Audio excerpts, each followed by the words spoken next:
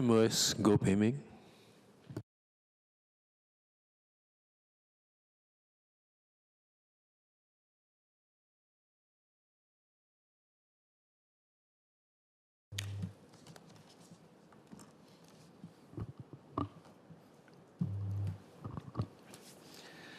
Mr. Speaker, sir, I rise in support of the motion. As one of the younger new political office holders in this House, allow me first to share my thanks for what my generation has received.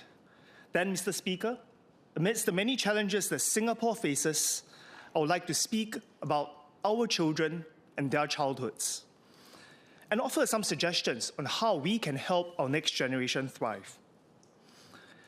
I grew up in the 80s and 90s in a simple HDB flat in Bedok. Studying was important, but my fondest memories were from playing football during recess, going to the nearby playground, and wandering around Bedok Town Centre shops and the library. A simple childhood, a heartland experience, like most Singaporeans. And I'm grateful for what I had, for it shaped me into who I am today. My generation grew up proud of Singapore, proud that our small country was able to punch above her weight as one of the 4 Asian tigers, proud that we stayed principled and resisted external pressures, proud that we were bold and planned long-term. We owe gratitude to our grandparents and our parents whose hard work and strong values enabled them to overcome tough cycles of retrenchment, global conflicts, and the SARS epidemic, so that we all can have a much better life than they ever did. Now, it is our turn to take on the mantle, to navigate through the dark clouds, to support and take care of our seniors, and to raise our children well to become future leaders of Singapore. And if I may add on a more personal note, it is precisely my heartland upbringing and my pride in Singapore that's kept me committed to serving Singapore Armed Forces for many years, as well as in the community as a grassroots leader through the past 2 decades. And now, to do even more as I take the step into politics. Just as our pioneers had their challenges, my generation, our generation, will have ours to confront as well. As a nation, we have no lack of issues to think about in our next lap. In a world of rapid change, geopolitical situations, climate change, intense economic competition, the opportunities and challenges that AI brings, the dominance of tech and mobile devices, the explosion of choices that face us all will be even more daunting for young minds. It is therefore our responsibility to help them thrive, and we have to do as well as we possibly can. Singapore is already one of the best places for our children to grow up in, with a high quality of life, safe and secure environment, excellent healthcare, schools. But with new uncertainties ahead of us, we need to ensure our next generation is ready to brave it and resilient enough to stay ahead. We must help our young people develop in the right way, to shift from what to think and do to how to think and do, so that they have the confidence and curiosity to navigate those winds of change, so that they develop the critical thinking for them to discern what's right and what's wrong, for them to possess the grit and perseverance to keep pushing when the going gets tough, and to have the resilience to get up when they fall. To do so, we as a nation need to change the way we raise our children. And that begins with changing our mindsets. Amongst all the shifts that we need to make, sometimes changing mindsets is the hardest. But just like how our grandfathers and fathers have prepared us well for today's challenges, it's now for us, our generation, to prepare our children for their future. We all want our children to get the best possible start in life. And the good thing is, many parents today already send their children to preschool, although starting ages differ. Our data shows that children who start preschool at 3 years old do better in primary school, and in fact, the benefits continue long afterwards. Children develop better and learn better with preschool. So I strongly encourage all parents to start your children in preschool early. Of course, parents need to be able to identify and secure a good preschool, and especially if both parents are at work. As a parent myself, I care deeply about my children's education. 8 years ago, when choosing a preschool for my firstborn, there was no vacancy in any of the nearby government-supported preschools. Fast forward to today, as the Minister of State overseeing the preschool sector, I'm glad to learn that our government-supported centres can meet 80% of our population's needs. And this leaves options for some Singaporeans to pursue private centres. Furthermore, our early childhood educators, our teachers, are well qualified and committed. Preschool fees have also come down. And we must continue to do better, and we will.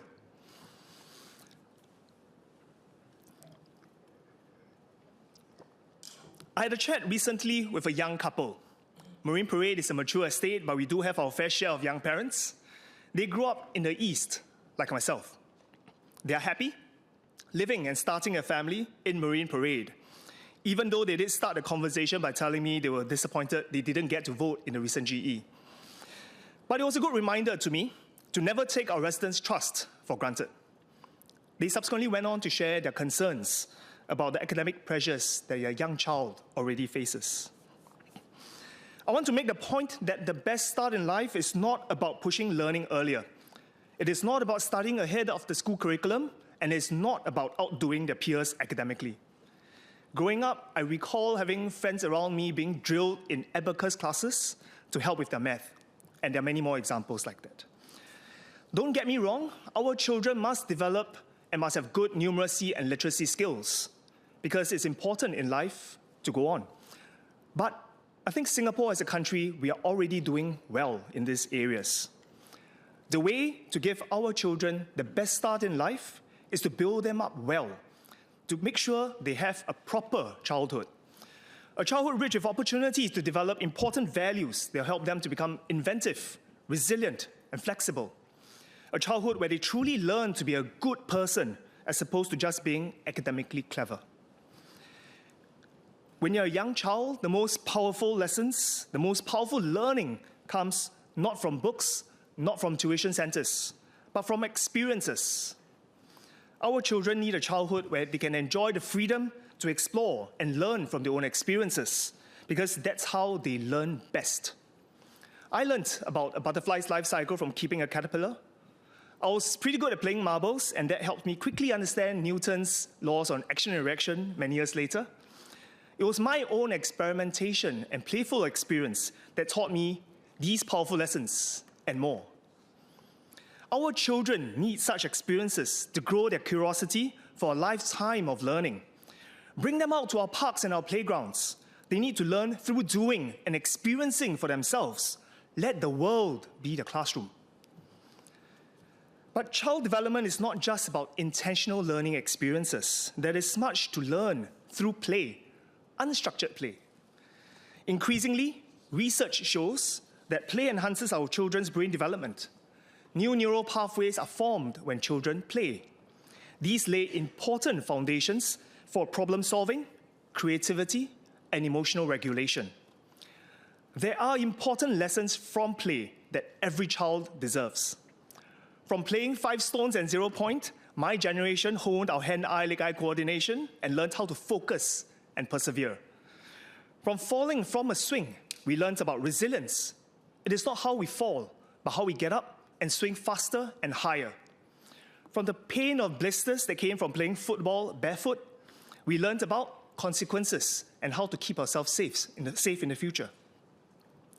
Yet, in our effort to want to keep our children safe, we sometimes deprive them of these lessons.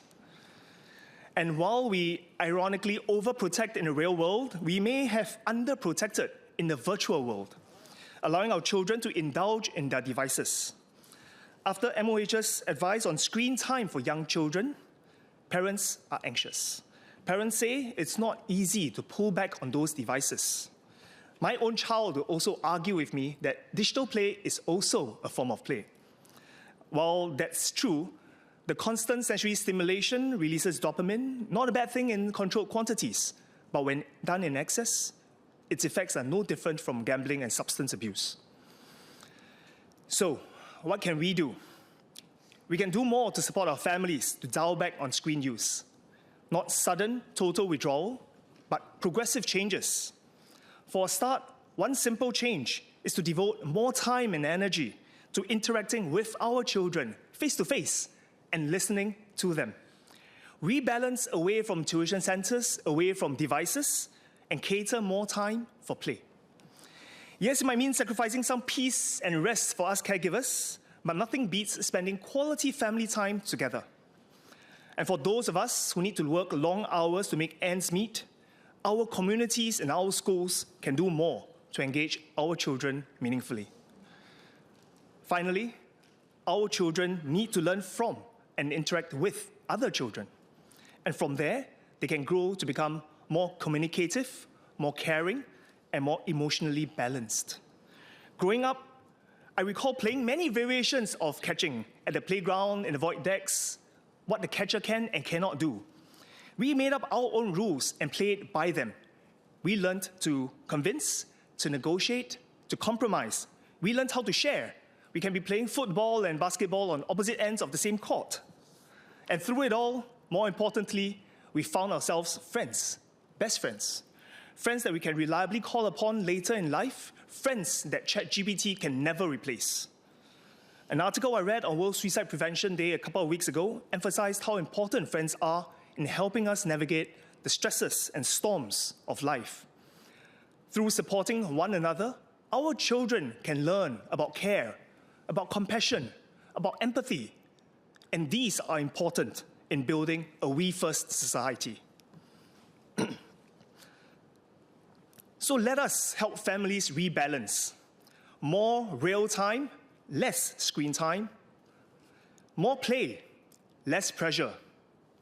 More emotional intelligence, not just artificial intelligence. And give space for our children to learn how to learn, because when learning is fun, it becomes its own destination, rather than a means to live up to an adult's expectations. As parents, our children look to us, and what we emphasize and define as success influences them too. Is a child successful only because of straight A's and a delightful CCA record? As adults, how do we measure our own success? Is it only about our job titles and salaries? Is it about what vacations we take and what car we drive, if we drive? Comparison is the thief of joy. And in this age of social media, it is easy to feel that we pale in comparison to others. But social media is not an accurate reflection of most people's lives. Many of us will curate and share only the best and the most positive aspects of our life, while filtering out the mundane or the natural realities of every day. So I want to encourage Singaporeans with this. Let us define our own success, our own sense of meaning, of purpose, and this is how we can pursue our own dreams and passions. Perhaps the Kiasu spirit is ingrained in all of us. Perhaps this sense of exceptionalism is what got us this far in the first place. But let us channel this sense of competitiveness more positively, away from rigid definitions of success towards self-improvement, not for the purpose of outdoing others, but to become better versions of ourselves. Mr. Speaker, amidst the many challenges that Singapore faces, I chose to speak about our children and their childhoods. Let me cite a quote that sums this up quite nicely. I will give wings to children, but I'll leave it to them to learn how to fly by themselves. I'd like to leave this house with one final image. The world sometimes calls parents tiger mums. It is my hope that we become better known as mummy bears instead. I use mums and mummy carefully because that's how these phrases are coined, but it includes all the fathers who are out there, myself included. Now, why mummy bears? Mummy bears are nurturing and warm and very cuddly too. Mummy bears raise their cubs to be independent, to be able to survive, to hunt, and to be able to explore on their own. Mummy bears allow their cubs to stumble because that's how they learn and become more resilient. But when danger comes, mummy bears will defend their cubs ferociously. This is the mindset change that we need. From tiger parents to bear parents, or if I may call, parents. If we do this, then our next generation will not only be able to face the future, but also shape it with confidence, resilience, and heart. Mr. Speaker, sir, in Mandarin, please.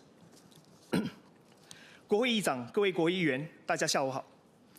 今天能在这里发言呢，我倍感荣幸，也深知这份责任的重大。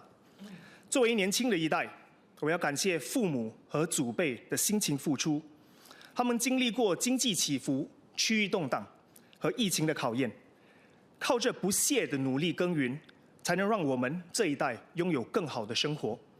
对他们，我想说声谢谢。如今，建设和守护新加坡的责任已落在我们的肩上，我们必须学习上一代的好榜样，也同时间为下一代未雨绸缪，做好准备。未来充满着不确定性，地缘政治的竞争、气候的变化、人工资源、人工智能和数码社会的人工智能和数码世界的冲击，都会带来新的挑战。新加坡是全球最适合孩子们成长的地方之一，但我们不能因此而自满。我们要帮助孩子们建立自信和好奇心，学习思考和判断，同时间培养坚毅和韧性，让他们能够从容地面对未来的风雨。这需要我们身为家长的转变我们的心态。学业成绩固然重要，但不能是唯一的标准。真正关键的是给孩子们一个完整而有意义的童年。童年应当有探索和玩耍的自由，在尝试和跌倒中学习创造力和坚强。研究也显示，自由的游戏呢，能够促进大脑的发展，对于解决问题和情绪的调节呢，奠定了重要的基础。同时，我们要注意数码世界的影响。许多家长们都非常的关心、担心孩子们沉迷于屏幕。我自己呢，也常被我的孩子们说服，把电玩当成亲子游戏的一种。但过度的使用屏幕呢，容易产生依赖。我们应该逐步的减少屏幕的时间，用更多面对面的互动和高质量的陪伴取而代之。孩子们也需要与同伴们相处，在沟通、协作和分享中学习同理心和关爱。这些价值观是书本和补习班所学不到的，但却是建设一个以我们为重心的社会是重要的关键之一。父母对孩子们的影响深远，我们需要重新的思考成功的定义。成功不仅仅是分数、职位或财富，而是能否找到人生的方向、人生的意义。我们要引导孩子们追求成长，而不仅仅是功利性的成就。最后，让我用一个比喻来做一个总结。社会常常会把要求严格的家长们称为虎爸虎妈，但我更希望新加坡的父母能够成为熊爸熊妈。熊温暖又有细心，会保护孩子，同时也会让小熊独立的探索，在跌倒后学会自己站起来。唯有如此呢，孩子们才会真正的坚韧。让我们一起努力吧，培养我们的下一代自信、坚毅和关爱的品格，让他们不仅能应付未来，更能塑造未来。谢谢。Mr. Speaker, sir, I support the motion. Thank you.